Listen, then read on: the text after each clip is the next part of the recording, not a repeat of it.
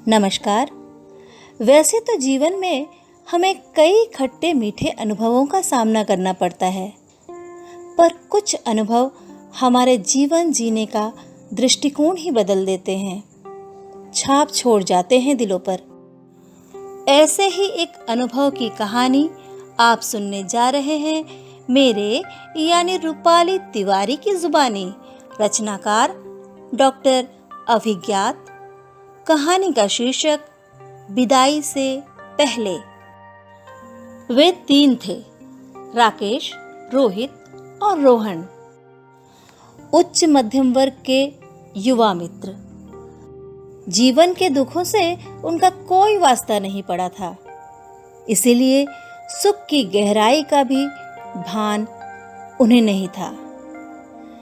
वैसे वे सुरुचि संपन्न थे, जीवन को समझने की ललक भी थी। थोड़ा बहुत साहित्य पठन पाठन का चस्का उन्हें लगा था, इसीलिए एक खास किस्म की आवारगी और थोड़ी बहुत घुमक्कड़ी का भी चस्का था। कुछ अरसे बाद वे फिर जुटे थे। तीनों की मोटरसाइकिलें किसी अनजान पथ की ओर जाने को आतुर थी और तीनों चल पड़े। सिक्का उछालकर उत्तर या दक्षिण दिशा में से एक का चुनाव करना था। सिक्के ने उत्तर दिशा का पथ निर्देशित किया।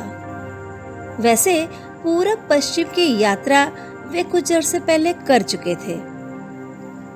बाइक ने गति पकड़ी और उन्होंने अपने आप को एक देहात के इलाके में पाया। निर्जन से लगते खेतों के बीच एक घर देखकर उन्होंने बाइक रोक दी। घर के सामने एक प्रौढ़ा गेहूं पसारे हुए बैठी थी। उसने गेहूं धोए थे और उनके सूखने की प्रतीक्षा कर रही थी। कोई पक्षी चट न कर जाए इसीलिए उसे अगोर रही थी। एक एक करके तीनों ने महिला के पैर छुए। महिला हकबका कर उन्हें देखने लगी। राकेश ने कहा, मौसी, पहचाना मुझे? मैं हूं राकेश। महिला ने दिमाग पर जोर डालते हुए, तुम सावित्री के बेटे हो ना? राकेश ने कहा, अरे वाह, पहचान लिया।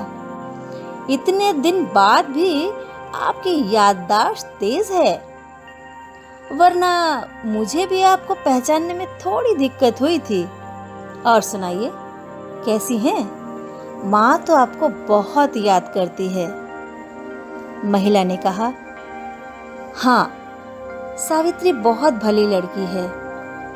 मेरी क्लास में पढ़ती थी, मगर उम्र में मुझसे 1.5 साल छोटी थी।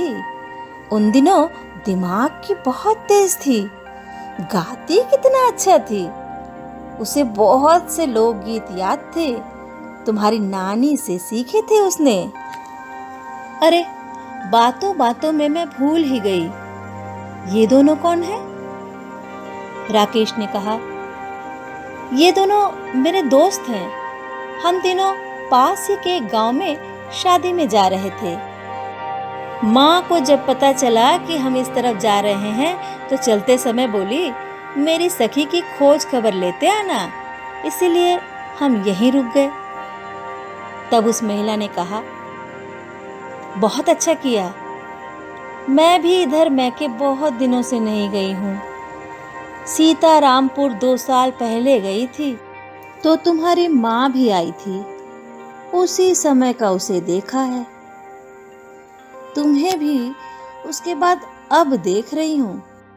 माँ से कहना इमरितिया की बेटी का ब्याह सीतारामपुर से ही होना है, उसमें वह जरूर आए।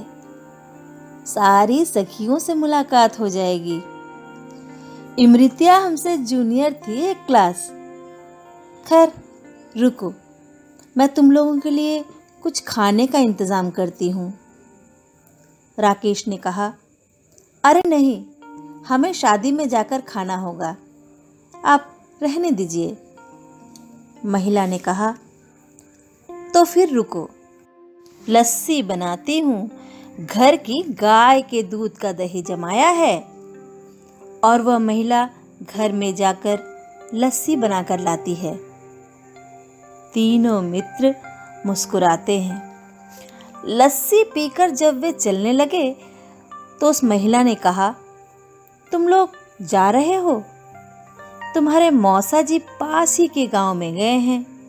आ गए होते तो तुम लोग को देखकर बहुत खुश होते। और वह चलते चलते 100 का एक तुड़ा मुड़ा नोट राकेश के हाथ में थमा देती है। बेटा, ये रख लो, अभी हाथ तंग है।